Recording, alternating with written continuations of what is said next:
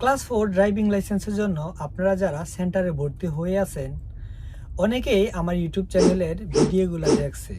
তো দেখা আমাকে অনেক ভাই বলছে যে ভাই স্লোপের বিষয়টা যদি একটু বলতেন, কারণ ক্লাস 3 তো অনেক আগে করছি। এখন যদি আগে আগে একটু ধারণাটা নিতে পারি হয়তো ক্লাসের সময় আমাদের সুবিধা হবে। ওকে ভাই, আমি আজকে আপনাদের এই বিষয়টা ক্লিয়ার করে দেব, মনোযোগ সহকারে ভিডিওটা দেখতে থাকুন। তো স্লোপের বিষয়টা যখন আপনাকে একটু আগে বলি, তারপরে প্র্যাকটিক্যালি দেখাচ্ছি। স্লোপ হচ্ছে 3 নাম্বার। তো আপনাকে যখন স্লোপে বলবে যে 3 নাম্বারে যাও, তো বুঝবেন যে এটা স্লোপ। তো স্লোপে যাওয়ার সময় এই রাস্তাটা আপনার কি স্লোপটা থাকে হচ্ছে বাম সাইডে। তো আপনি যে রাস্তা দিয়ে আসবেন বামে থাকে, তারপর আপনি বামে সিগন্যাল দিয়ে স্লোপের ওই জায়গায় যাবেন। যাওয়ার পরে স্লোপে উঠলে একটা সাদা স্টপ লাইন থাকে, আপনারা সেটা তো অবশ্যই জানেন। সাদা স্টপ লাইনের পার হবেন না, কিন্তু স্টপ লাইনের আগে আপনি বসে যদি আপনি স্টপ লাইনটাও দেখেন তাও সই। আর যদি ধরেন যে গাড়ির মানে সামনে শেষ, তারপর হচ্ছে স্লোপের দাগটা এই বরাবর রাখলেও পারেন, ঠিক আছে। তো এই জায়গায় গিয়ে আপনি স্টপ করবেন, তারপরে স্টেপটা আমি দেখিয়ে দিচ্ছি। যখনই আপনি স্লোপে 3 নাম্বার তো স্লোপে স্টপ লাইনের আগে গাড়িটা স্টপ করবেন, হ্যাঁ স্টপ করবেন। তো 2 নাম্বার গিয়ার দিয়ে কিন্তু আপনি ওপরে উঠছেন, ওইটা স্টপ করছেন। তো স্টপ করতে কি করা লাগে? স্টপ করতে হচ্ছে আপনি ক্লাসে চাপ দিবেন আর ব্রেকে চাপ দিবেন, তার মানে গাড়িটা কিন্তু স্টপ রইল। এখন স্টপ হয়েছে, এখন স্টপ হয়েছে। আপনি এই যে ক্লাসটা কিন্তু কখনো ছাড়বেন না। আর গিয়ারটা কিন্তু 2 নাম্বারে দিয়ে আপনি উঠছেন, গিয়ারটা 2-এর মধ্যে 2-এই রইল, গিয়ার আর ধরবেন না। এই জায়গায় অনেকে একটু মিস্টেক করে বা দ্বিধাদ্বন্দ্বের মধ্যে থাকে। অনেকে কি করে, স্লোপে স্টপ লাইনের আগে মানে ধরেন যে ওপরে উঠছে, স্টপ করছে, স্টপ করে কি করে আপনি গিয়ারটা নিউট্রালে করে, কি করে নিউট্রাল কইরা অ্যাক্সেলারেটরটা ছাইড়া দেয়, ব্রেকটা ছাইড়া দেয়, হ্যাঁ। তারপরে আবার ক্লাসটা ধরে, ব্রেকটা ধরে, তারপরে আবার গিয়ারটা ধুয়ে দেয়। এটা কিন্তু করা যাবে না। এটা আপনার যে সময় টেস্ট নেব ওই সময় ওরা পছন্দ করে না। তো আপনার করণীয় কি, আপনি যখন স্লোপে ওপরে উঠছেন 2 নাম্বার গিয়ার দিয়ে ওপরে উঠছেন, উইটা গাড়িটারে কি করছেন, অ্যাক্সেলারেটরে ব্রেকটা চাপ দিছেন কারণ গাড়িটা যেমন স্টপ হয়, আর অ্যাক্সেলারেটরে চাপ দিছেন গাড়িটা যেমন না বন্ধ হয়, কারণ গিয়ারে কিন্তু 2 নাম্বারে পড়ে রয়েছে, হ্যাঁ। তো এখন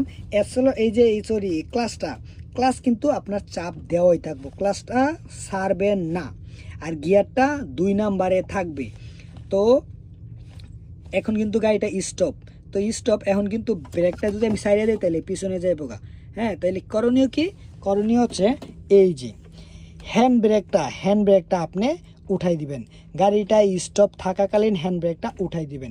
হ্যান্ড ব্রেক উঠানোর পরে এখন কিন্তু গাড়িটা যাইবে না, ব্রেক যদি সাইরা দেন, হ্যাঁ। হ্যান্ড ব্রেক যেহেতু তুলছি, তারপরে আপনার করণীয় কি, হ্যান্ড ব্রেকটা তুলে দেওয়ার পরে আপনার করণীয় হচ্ছে এই ব্রেকের চাপটা সাইরা দেন। আপনি যদি ব্রেকে ধরে রাখেন তখন কিন্তু পয়েন্ট কাটবে, ব্রেকে সাইরা দিবেন। ওকে, ক্লাসটা কিন্তু আপনি চাপ দেওয়াই রইল, ক্লাস সারি নাই। আর এই যে গিয়ারটা 2-এর মধ্যে 2-ই রইল, আমি গিয়ারটা নিউট্রাল করি নাই। এখন হচ্ছে এই জায়গায় তো স্টপ রয়েছে, এখন আপনি ওপরে উঠবেন। কি করবেন, ওপরে উঠতে হইলে আপনি কি প্রথমে আপনি এই যে ডাইনের সিগন্যালটা দিবেন, ওকে ডাইনের সিগন্যালটা দিছেন। তারপরে করণীয় কি, তারপরে হচ্ছে আপনি কি করবেন, এই যে অ্যাক্সেলেটরে হালকা চাপ দিবেন। হালকা চাপ দিলে গাড়িটা বু করব, কিন্তু গাড়ি কিন্তু যাইবে না, কারণ ক্লাস যদি না সারেন গাড়ি আগাইব না। তার মানে ক্লাস কিন্তু আমি মানে একবারে চাপ দিয়ে রাখছি, ফুল চাপ। আর এই যে অ্যাক্সেলেটর আমি হালকা চাপ দিয়েছি, গাড়িটা বউ হইতেছে। যেই সময় আমি ক্লাসটাও হালকা উঠামো তখন, কারণ এই যে অ্যাক্সেলেটর আমি চাপ দিয়েছি বউ হইতেছে, আর ক্লাসটাও হালকা ছাড়ছি, তখন আপনার গাড়িটা ভাইব্রেশন হইব যাওয়ার জন্য। যখন ভাইব্রেশন হইব, মনে হইব যে গাড়িটা একটু জাকিতেছে, ঠিক আছে, ভাইব্রেশন হইতেছে, তখন আপনি কি করবেন, তখন আপনি হ্যান্ড ব্রেকটা নামাই ফেলবেন। হ্যান্ড ব্রেকটা নামাইবেন।